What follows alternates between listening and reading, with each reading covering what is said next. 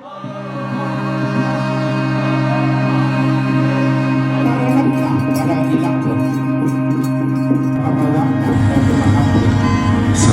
si tamu mali lako kita masulanasan si di papa buruk lako kita anggi mali.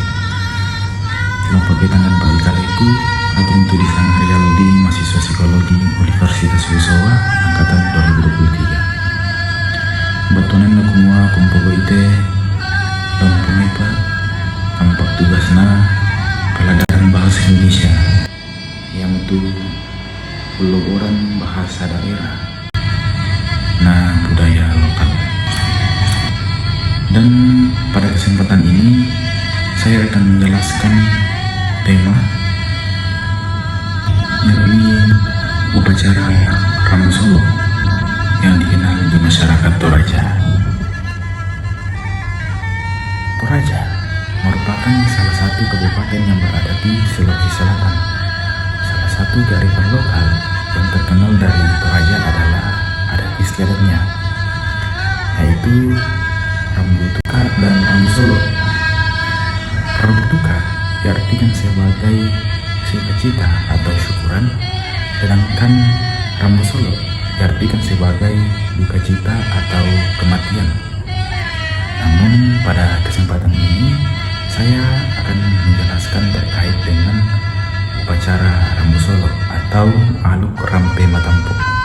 Rambu jika diartikan dalam bahasa Indonesia bermakna asap, sedangkan Solo adalah turun.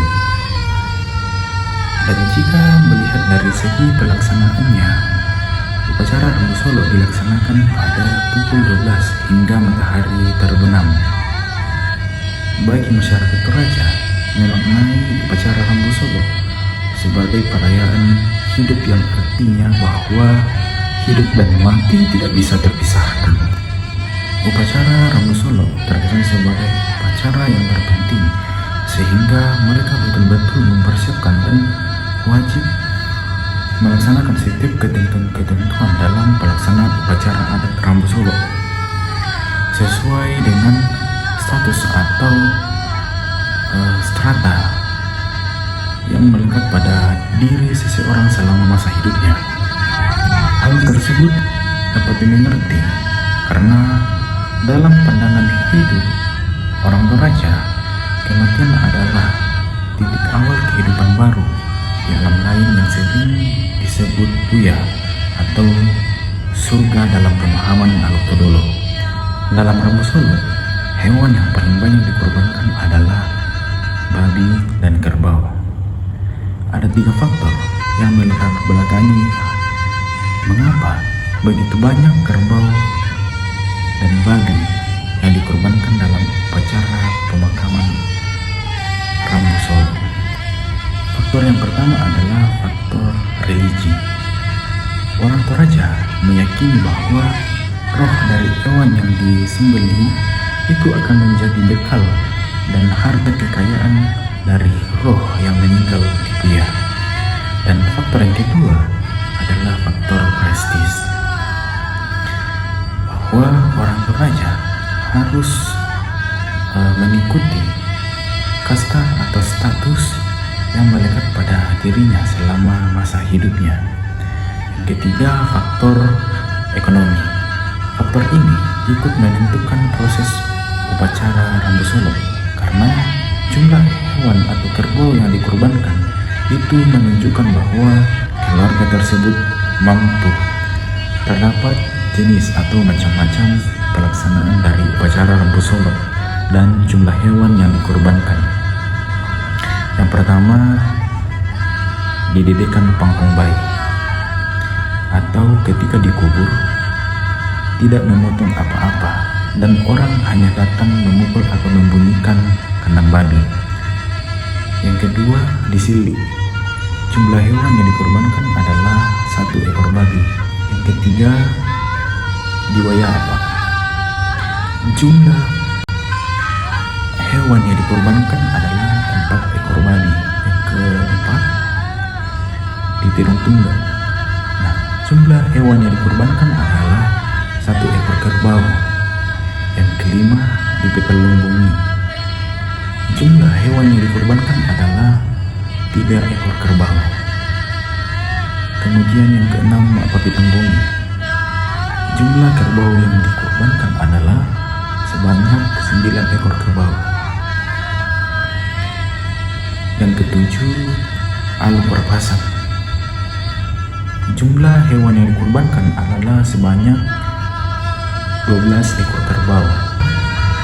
Yang kedelapan, hewan yang dikorbankan adalah 4 ekor babi. Yang keempat, di Terong Tunggal. Nah, jumlah hewan yang dikorbankan adalah 1 ekor kerbau. Yang kelima, di Petalung Bumi.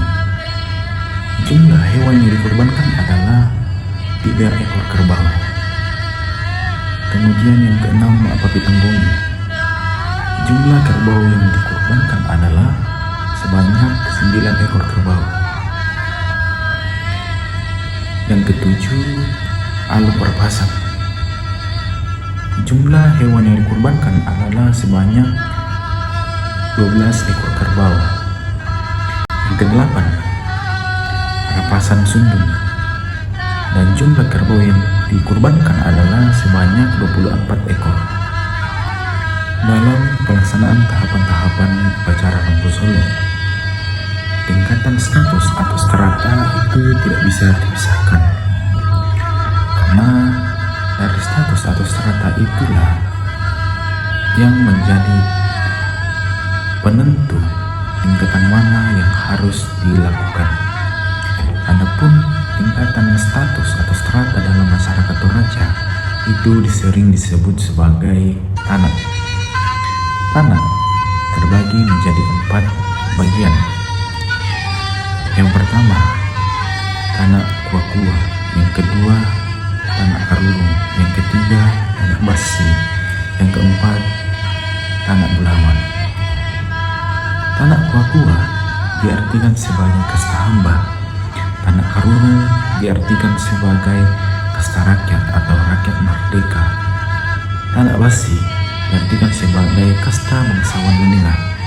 Tanah Bulawan diartikan sebagai kasta bangsawan tinggi. Dari penjelasan yang sudah saya sampaikan, ada 2 hal yang perlu diperjelas atau digarisbawahi. Yang pertama, masyarakat Toraja melestarikan adat istiadat yang sudah diwariskan sejak turun-temurun.